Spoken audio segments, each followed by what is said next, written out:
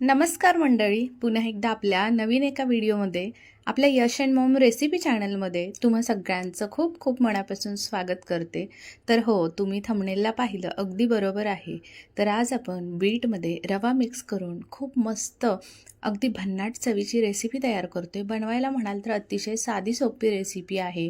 अगदी लहान मुलांपासून मोठ्यांपासून प्रौढांपर्यंत सर्वांना आवडेल अशी जबरदस्त रेसिपी आहे. तर ही रेसिपी तुम्ही कधी पहिलं बनवली आहे का? ते मला नक्की कमेंट करून सांगा.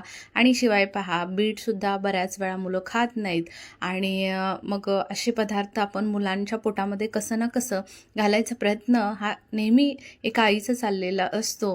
तर तसंच पहा, आज आपण बीटाचा मस्त असा एक पौष्टिक पदार्थ बनवतोय, जो सर्वांना अगदी तुम्ही कुणालाही खाऊ घाला, ते पुन्हा तुमच्याकडून खायला मागतील. इतकं हट्टाने मागून खातील एवढं जबरदस्त रेसिपी आहे. चला रेसिपीला सुरुवात करूयात. तर पहा, इथे मी बीट घेतलेलं आहे. आता ह्या बीटाची ना आपण वरची साल काढून टाकली आहे पहा, आणि नंतर या पद्धतीनं हे बीट असं कट करून घ्यायचं आहे. तर अशा पद्धतीनं मी इथे अर्धं बीट तर कट करून घेतलं आहे. आता मी इथे एकच बीट वापरणार आहे. जर तुम्हाला जास्त क्वांटिटीमध्ये बनवायचं असेल तर तुम्ही इथे जास्त बीट वापरू शकता, जेणेकरून 2-3 बीट वापरले तरीही चालेल. तर आता मी इथे 2 ते 3 जणांसाठी बनवते आहे. म्हणजे लहान माझा यश आहे, तो किती खाणार, 1-2 खाईल, आणि सोबतच आमच्या दोघांसाठी असं मी एका बीटचं बनवते तिघांसाठी. तर जास्त क्वांटिटी बनवायची असेल, जास्त माणसांसाठी, तुम्ही इथे थोडी क्वांटिटी वाढवू शकता. तर बीट कट करून घेतलं बघा. कट करत असताना अर्ध कट केल्यानंतर इथे सुरीची धारच गेली माझी. मग आता मी नेहमी आहे ना याच्यावरती आहे ना मी सुरीला ना धार लावत असते. आणि जवळजवळ पहा 3 वर्ष झालं मी वापरते. तुम्हाला नाईफ एजेस दाखवल्या, खूप छान आहे, अजिबात खराब झालेलं नाही. किंवा धारसुद्धा ज्यावेळी आपण करेल ना नवीन सुरीला वगैरे, अगदी मस्त सुरी असो कात्री असो सर्वांना धार करता येते. आता 3 वर्ष झाले वापरते, आणि आपल्या घरामध्ये बऱ्याच वेळा आपल्याला बाहेर जाता येत नाही, मग सुरी तर असते, पण मग नंतर म्हणजे तिचा धार गेली की आपल्याला खूप टेन्शन येतं की आता कधी जाऊन बाबा लावून आणायची, हे ते आणायलासुद्धा तेवढा जाऊन वेळ नसतो. मग असं हे प्रोडक्ट घरी असेल ना तर खूप मस्त आहे, लगेचच आपण करू शकतो. 3 वर्ष झाले मी वापरते, पण अगदी मस्त आहे प्रोडक्ट बघा. आणि 200 रुपयाच्या आतमध्ये. तर तुम्हीसुद्धा मागवू शकता. मी डिस्क्रिप्शनमध्ये त्याची लिंक देऊन ठेवते, प्रोडक्टसुद्धा टॅग करते. चला आता इथे पहा, आपण मिक्सरच्या भांड्यामध्ये बीट घालून घेतलं. आता बीट घालून घेतल्यानंतर पहा, त्याच्यामध्ये आपल्याला रवासुद्धा घालून घ्यायचा आहे. रवा घालून घेतला, आणि सोबतच त्याच्यामध्ये 1 वाटी रवा घातल्यानंतर, बारीक मोठा कोणताही वापरू शकता, अर्धी वाटी दही वापरलं आहे, आणि 1 वाटी पाणी घातलं आहे. आता पहा, इथे मी पाणी थोडं जास्त वाटत होतं, म्हणजे मिक्सरचं भांडं छोटं झालं आणि साहित्य जास्त झालं, असं झालं. मग मी काय केलं, थोडंसं चमच्याने हलवून व्यवस्थित मिक्स करून घेतलं, आणि नंतर छान गरागर फिरवून घेतलं. आता इथे पाहू शकता आपलं छान असं मस्त असं मिश्रण तयार झालेलं आहे पहा. आता हे साईडला एक 15 मिनटासाठी झाकून ठेवायचं. तर लगेचच पहा, इथे एक चटणीसाठी आपण एक छोटंसं वाटण बनवूया.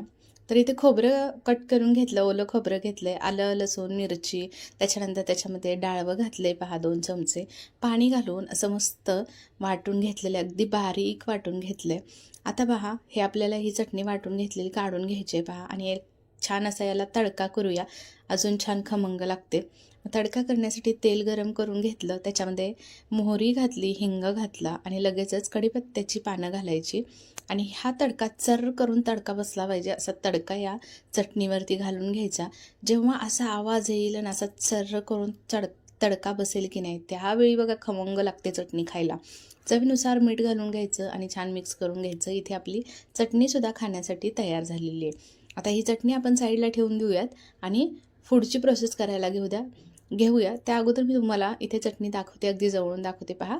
याच्यामध्ये जर तुम्हाला थोडीशी हळद पावडर घालायची असेल तर तुम्ही घालू शकता, पण खूप वेळा मी हळद पावडर घालूनच करत असते. मग ह्यावेळी म्हटलं चला थोडीशी पांढरी आपण चटणी जशी बाहेर जशी भेटते त्या पद्धतीनंच करून घेऊया. याच्यामध्ये तुम्हाला जर दही घालायचं असेल ना चटणीमध्ये, तर आवर्जून घालू शकता बरं का, खूप छान चव येते. आता पहा, साईडला चटणी ठेवून दिली, लगेच बॅटर घेतलं. बॅटरमध्ये पहा 15 मिनटं झालेली होती. मीठ घालून घेतलं, आणि पाव चमचा सोडा घालून घेतला. आता आपण इन्स्टंट करतोय, जर तुम्हाला इथे सोडा घालायचं नसेल तर हे बॅटर एक 2 तासासाठी तुम्ही आहे ना असंच झाकून ठेवायचं, म्हणजे अगदी छान जाळी सुटते बरं का. तर इथे सोडा घालून घेतला, अगदी छान व्यवस्थित मिश्रण फेटून घेतलं. लगेच इथे पॅन ठेवून घेतला, तेल लावून घेतलं थोडंसं ब्रशनी आणि आता हे बॅटर आपल्याला त्याच्यावरती घालून घ्यायचं आहे. आता कसं घालायचं ते तुम्हाला दाखवते. तर एक पळी बॅटर घेतलं, कन्सिस्टन्सी पाहू शकता. अगदी आपलं 1 वाटी पाणी घातलेलं ते योग्य आहे, त्याच्या अलावा आपण एक्स्ट्रा काही घातलेलं नाही आहे, हे लक्षात असू दे. तर लगेच बॅटर घालून घ्यायचं, जास्त पांगायचं नाही. जेवढं पळीमध्ये आहे ना तितकंच अगदी हलक्या हातानं वरच्यावर आहे ना थोडंसं स्प्रेड करायचं. इथे पहा मस्त अशी जाळी सुटते. अगदी होलं बघा किती छान सुटलेली आहे, त्याला जाळी बघा मस्त अशी सुटलेली आहे. तर मध्यम गॅसवरती की नाही आपल्याला भाजून घ्यायचं आहे. जास्त हाय फ्लेमवरती जर तुम्ही भाजलं की नाही तर खालनं पटकन कलर येईल पहा, आणि मग दिसायलासुद्धा ते तितकंसं काही खास वाटणार नाही, मग करपल्यासारखं दिसेल. तर असाच कलर पाहिजे असेल ना तर मीडियम फ्लेमवरती दोन्ही बाजूनी आलटपलट करून छान असं भाजून घ्यायचं. अगदी मऊ लुसलुशीत हे डोसे तयार होतात. आंबोळी म्हणा, डोसे म्हणा. आता इथे दुसरासुद्धा या पद्धतीनंच घालून घेतला. तेल थोडंसं टाकायचं किंवा स्प्रेड करायचं आणि लगेच दुसरा डोसासुद्धा बघा काय जाळी सुटते. बघूनच असं वाटतं की वाह! काय पटकन गरमागरम काढल्या खायला बसावं, एवढं जबरदस्त ह्याची टेस्टसुद्धा आहे. आणि समजतसुद्धा नाही बरं का ह्याच्यामध्ये आपण बीट घातलेलं आहे ते, आणि एवढी टेस्ट छान येते की माझ्या यशलासुद्धा ना हा पिंक डोसा त्यानं कुठं पाहिलेला होता व्हिडिओमध्येच, आणि तो सारखा, त्याला माहीत नव्हतं की हा बीटचा डोसा आहे, पण पिंक डोसा पाहिजे म्हणून मागं लागलेला. मग म्हटलं चला आज हा बीटचा डोसा आपण असा बनवूया. असं पण तो बीट काही खात नाही, तर म्हटलं असं पण त्याच्या पोटामध्ये गेलं तर पाहिजे. मग म्हटलं चला, तर असं ना त्यानं 3-4 बघा डोसे खाल्ले. चहाबरोबरसुद्धा एवढं भारी लागत होतं, आणि खायलासुद्धा असं की नाही चटणीबरोबर लय मस्त लागत होतं. तर तुम्हीसुद्धा हा मुलांना, मोठ्यांना, प्रौढांना सर्वांना मऊ लुसलुशीत हा बीटाचा डोसा बनवून घाला. बीट आता भरपूर मार्केटमध्ये आहे. असं तोंडाला असं सारखं काहीतरी खायची सवय, चट्टरपट्टर खायचं असं वाटत असतं.